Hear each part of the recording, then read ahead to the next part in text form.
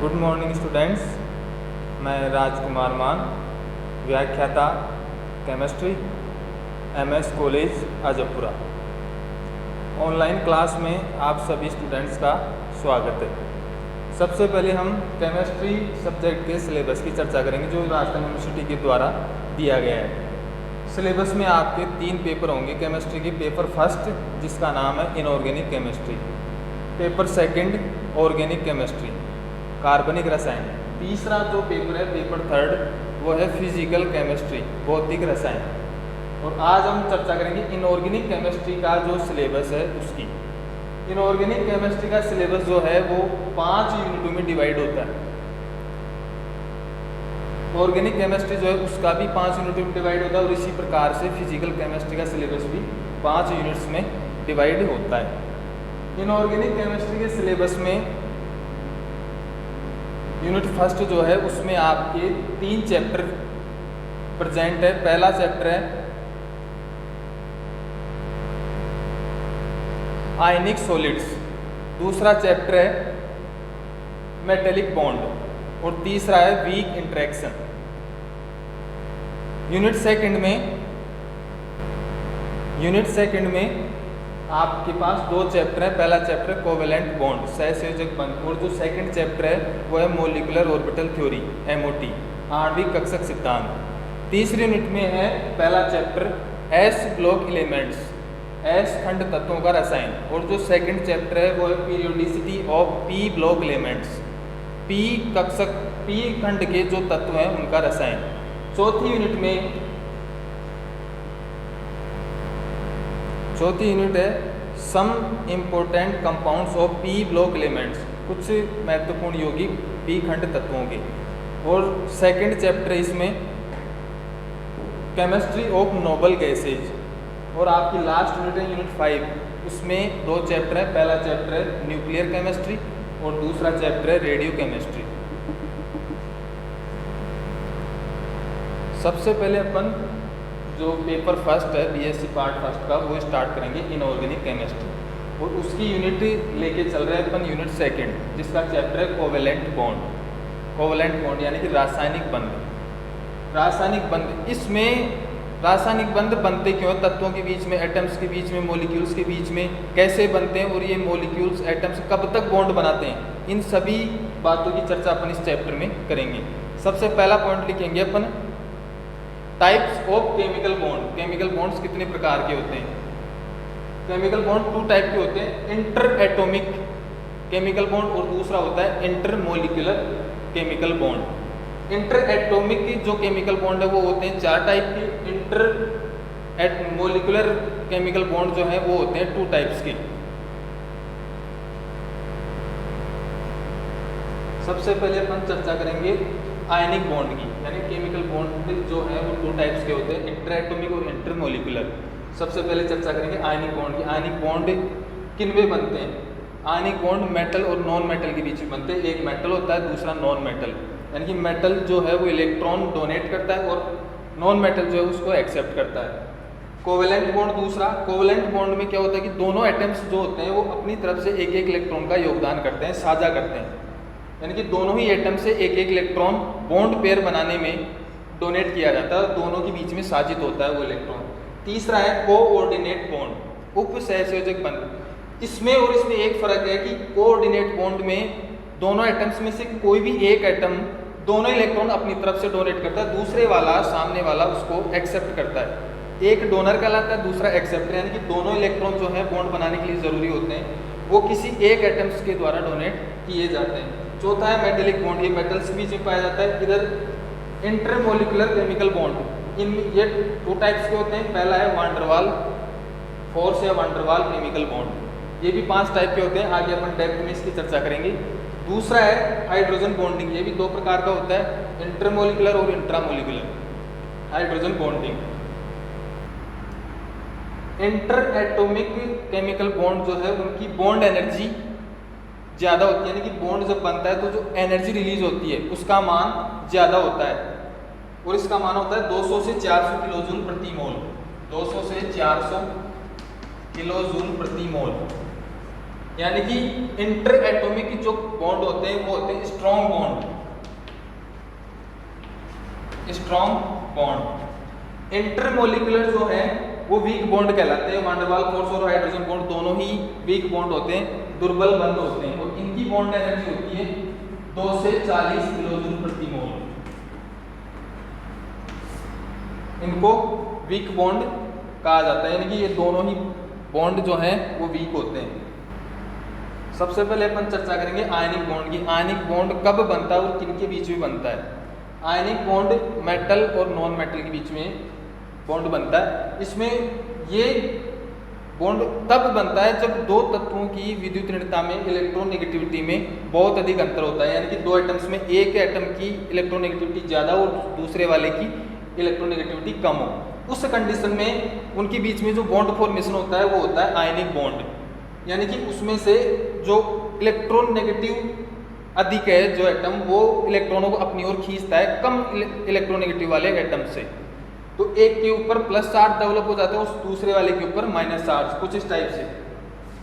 जैसे H और Cl hydrogen और क्लोरीन, यानी कि दोनों में से मोर इलेक्ट्रोनेगेटिव कौन है? क्लोरीन। तो हाइड्रोजन के पास जो एक इलेक्ट्रॉन होता है इस टाइप से, एक इलेक्ट्रॉन होता है हाइड्रोजन का, एक इलेक्ट्रॉन होता है क्लोरीन का। तो क्लोरीन जो है मोर इलेक्ट्रोनेगेटिव होने के कारण हाइड्रोजन के इलेक्ट्रॉन को अपनी ओर खींचता है, तो इसके ऊपर चार्ज डेवलप होता है प्लस, आंशिक धनावेश। और क्लोरीन जो है जिसने इस इलेक्ट्रॉन को, हाइड्रोजन के इलेक्ट्रॉन को अपनी ओर खींचा है, इसके ऊपर चार्ज डेवलप होगा माइनस, आंशिक ऋणावेश। हाइड्रोजन के ऊपर आंशिक धनावेश। आयनिक बॉन्ड में अपन इसके फॉर्मेशन की जो मेथड है उनकी चर्चा करेंगे।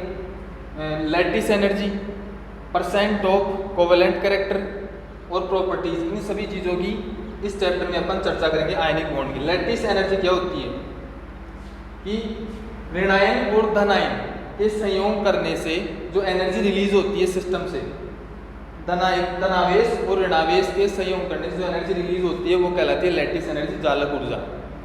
और आयनिक बॉन्ड जो है वो होते हैं नॉन डायरेक्शनल, ये कोई दिशा को वरीयता नहीं देते, दिशाहीन होते हैं आयनिक बॉन्ड। दूसरा पॉइंट अपना cause of chemical bonding. Atoms molecules जो है वो बॉन्ड क्यों बनाते हैं? तो सहसंयोजक यौगिक जो है उनमें परमाणु एक या अधिक इलेक्ट्रॉन युग्मों की सहभाजन से उत्तम गैस विन्यास यानी नोबल गैस कॉन्फ़िगरेशन ग्रहण करने का प्रयत्न करते हैं। वो इसलिए करते हैं, नोबल गैस जो होती हैं वो सभी की सभी स्टेबल होती हैं क्योंकि उनका अष्टक जो है ऑक्टेट वो कंप्लीट होता है। तो सभी तत्वों की ये होती है प्रायिकता कि अपने को नोबल गैस ग्रहण करके स्टेबिलिटी, स्थायित्व में आने का प्रयास करते हैं। और इसी के लिए अलग अलग एटम्स में, सिमिलर एटम्स में रिएक्शन चलती रहती है, केमिकल रिएक्शन। अब सबसे पहले कोवेलेंट बॉन्ड को, सहसंयोजक बंध को एक्सप्लेन करने के लिए सबसे पहला नियम आया था लुईस का सिद्धांत आया था जिसका नाम था इलेक्ट्रॉन युग्म धारणा। लुईस ने कहा था कि सहसंयोजक यौगिक जो में एटम्स एक या अधिक इलेक्ट्रॉन युग्म साजित करके और उत्तम गैस विन्यास जो है उसको ग्रहण करने का प्रयत्न करते हैं। यानी कि दो एटम्स के बीच में सहसंयोजक बंध वह है जो दो एटम्स को बांध के रखता है और दोनों इलेक्ट्रॉन युग्म का सहभाजन दोनों परमाणु के बीच में होता है और प्रत्येक परमाणु एक एक इलेक्ट्रॉन डोनेट करता है। और ये तब तक करते हैं जब तक उनका ऑक्टेट कंप्लीट नहीं हो जाए। अगर ज़रूरत पड़ी उसके हिसाब से single bond, double bond, triple bond तक, यानी कि जब तक इनका कॉन्फ़िगरेशन ऑक्टेट कंप्लीट ना हो, अष्टक पूर्ण नहीं हो, तब तक ये बॉन्डिंग बनाते रहते हैं। कोवेलेंट बॉन्ड, सहसंयोजक बंध, इसके लिए सबसे पहला जो सिद्धांत आया था वो था लुईस का इलेक्ट्रॉन युग्म धारणा। यानी कि दो एटम्स के बीच में एक इलेक्ट्रॉन युग्म के सहभाजन से जो बंध बनता है वो होता है सहसंयोजक बंध। और उस बंध में यानी कि इलेक्ट्रॉन युग्म में दो इलेक्ट्रॉन होते हैं और दोनों इलेक्ट्रॉन दोनों ही एटम्स के द्वारा डोनेट किए हुए होते हैं, साजित किए हुए होते हैं।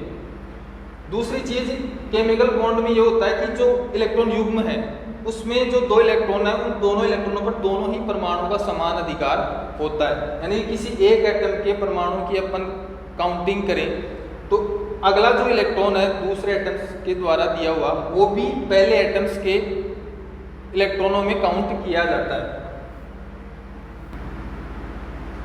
कोवेलेंट बॉन्ड जो है वो डायरेक्शन को वरीयता देते हैं, यानी कि दिशा मुखी होते हैं, यानी कि ये किसी विशेष दिशा में बॉन्डिंग करते हैं। इस टाइप से ये होते हैं डायरेक्शनल,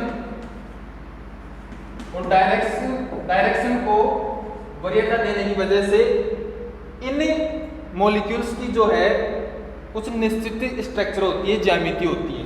आयनिक बॉन्ड जो है उनकी कोई ज्यामिति नहीं होती, वो नॉन डायरेक्शनल होते हैं, कोई डायरेक्शन नहीं होती, नॉन डायरेक्शनल स्ट्रक्चरल। और अगला पॉइंट इसमें डाइपोल मूवमेंट।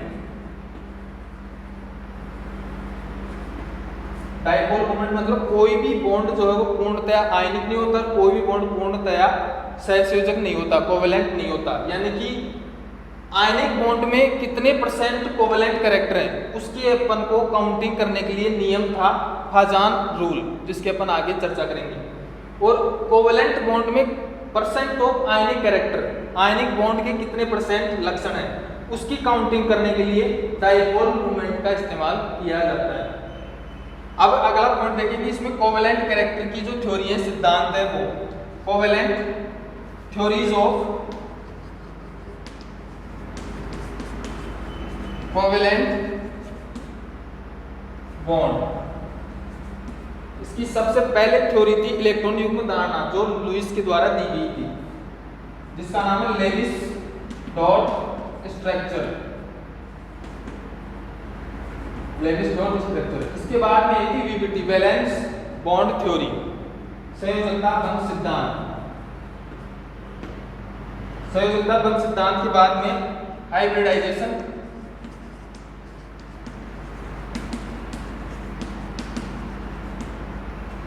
इसके बाद मॉलिक्यूलर ऑर्बिटल थ्योरी, एमओटी।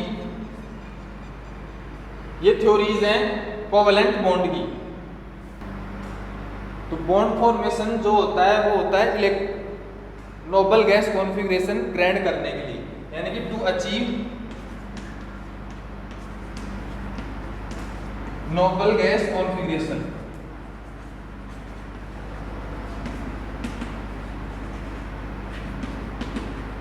और नोबल गैस कॉन्फ़िगरेशन के ग्रहण करने को बोलते हैं ऑक्टेट रूल, ये कहलाता है ऑक्टेट नियम।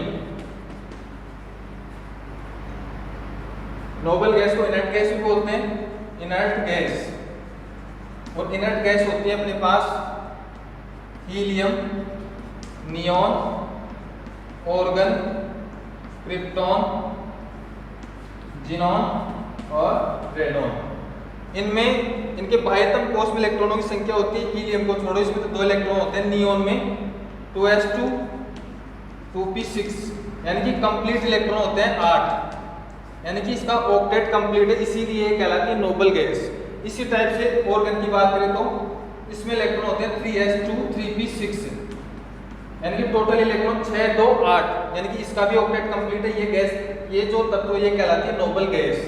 इसी टाइप से क्रिप्टॉन 4s2 4p6, 6 और 2 8 इलेक्ट्रॉन, यानी कि जिस तत्व के बाह्यतम कोश में इलेक्ट्रॉनों की संख्या 8 हो वो कहलाती है नोबल गैस। और सभी तत्व जो है, सभी एटम्स ये कॉन्फ़िगरेशन जो है ये ग्रहण करने का प्रयास करते हैं, और ये नियम कहलाता है ऑक्टेट रूल।